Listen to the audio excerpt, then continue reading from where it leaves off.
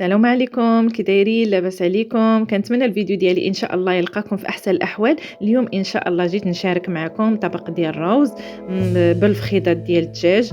كيجي غزال ورائع في المنظر. كنتمنى تجربوه وتردوا عليا الخبر. المهم بمقادير اللي هي بسيطه وفي المتناول. ندوزو نشوفوا المقادير ديالنا. انا هنا استعملت تقريبا شي كيلو وربع هكاك ديال الفخيدات. السمن 4 البصلات مشلضين، الارز على حسب، نص حامضه، كزبره ومعدنوس. هنا الكنيسه ديال الدجاج. بالنسبه للتوابل عندي البزار وسكينجبير والقرفه والخرقوم وبسيبيسه وكزبر حبوب، الزعفران الحر. هنا عندي غبره ماشي شعرات هكا كيتباع عندنا بهذا الشكل. وبطبيعه الحال الملحه. هنا الثومه بودره والزيت البلديه. بالنسبه للثومه ممكن تعوضوها باربعه الرويصه ديال الثومه العاديه. ندوزو نشوفوا هنايا طريقة التحضير. هنا ننزل التوابل ديالنا كاملة. بالنسبة لي تقريبا هنا استعملت كاملين معلقة صغيرة ديال هو العبار ديال العطرية. هنا عندي الزعفران الحر غبرة،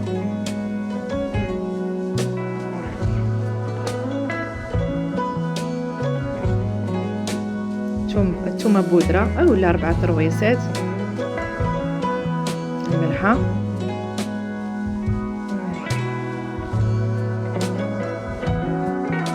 هنا نص حامضة مقطعة. هنا خليتها بالجلود ديالها، ما حيدتش، درتها كاملة، والقزبر ومعدنوس بطبيعة الحال.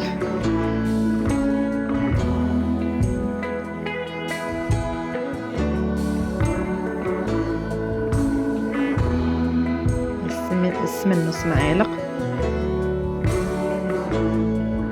دائما السمن كيتماشى مع الدجاج، كيعطي واحد النسمه زوينه بطبيعه الحال.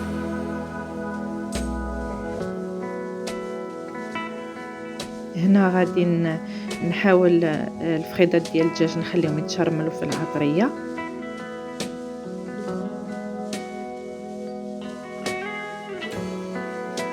نحركهم مزيان.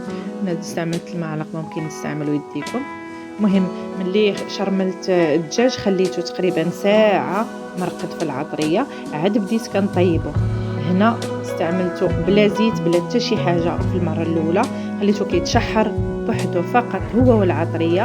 من بعد ضفت له هذوك 4 البصيلات وعاد درت الزيت. هنا يعني ما ضفتش بتاتا الماء، يعني طاب في الماء ديال البصله ديالو. هنا ضفت معلقه ديال العسل اولا شويه السكر اللي موجود، كيعطي ذوق ديال مالح وحلو، كيجي غزال بزاف. من بعد ضفت القنيصات. انا هنا سلقتهم عاد ضفتهم الفخيدات.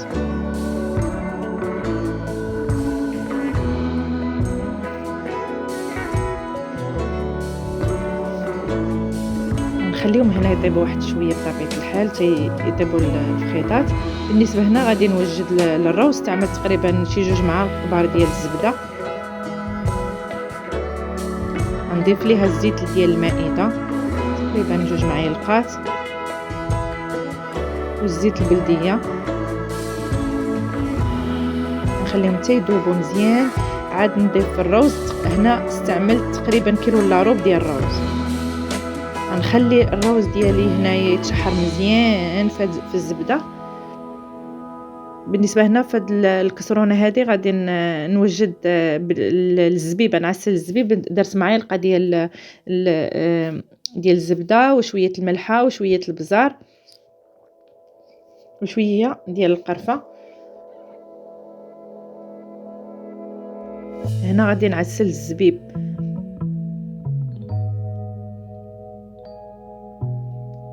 انا هنا الزبيب ديجا انا كنغسلو كنديرو في الفريغو باش ما يخسرش ليا.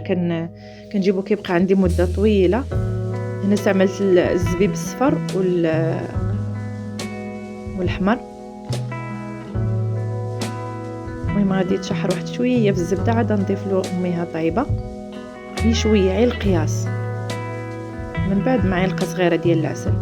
تقريبا غنخليه غير واحد ربع ساعه غيكون واجد.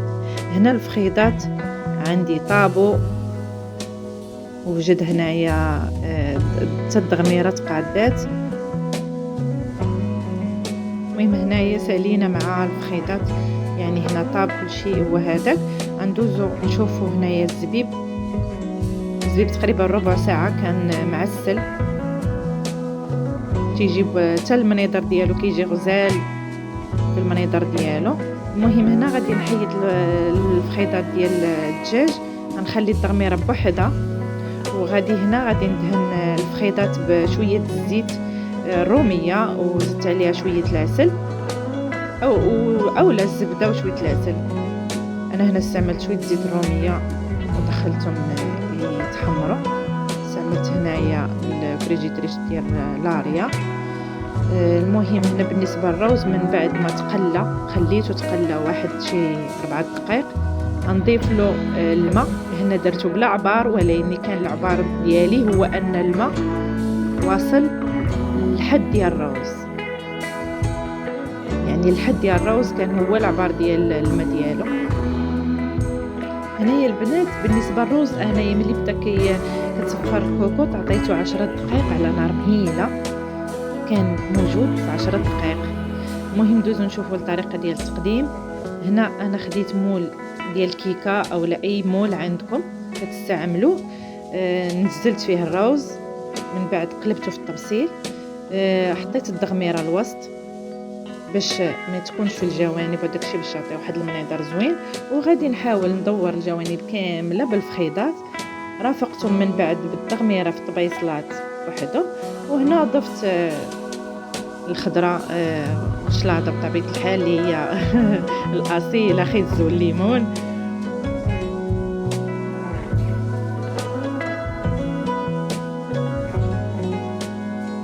من بعد غادي نضيف الزبيب المعسل، غادي ننزلو غير في الجوانب. جا غزال صراحه الزبيب المعسل بوحدو جا رائع، وحسن ما ننزلو في الطغميره طيبته هنايا بوحدو.